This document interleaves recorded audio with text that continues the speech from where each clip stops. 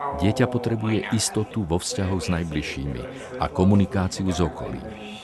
Ďalšou dôležitou potrebou dieťaťa, ktorú dokáže naplniť rodina, je potreba jeho pozitívnej identity. Tuto áno, Myši, jasné. Musíš mi veriť, máš to fantastické teraz.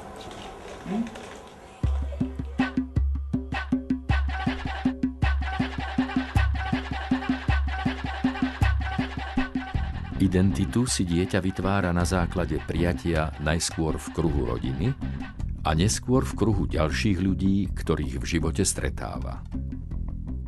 Dieťa v útlom veku si formuje názor na seba samé podľa reakcií okolia.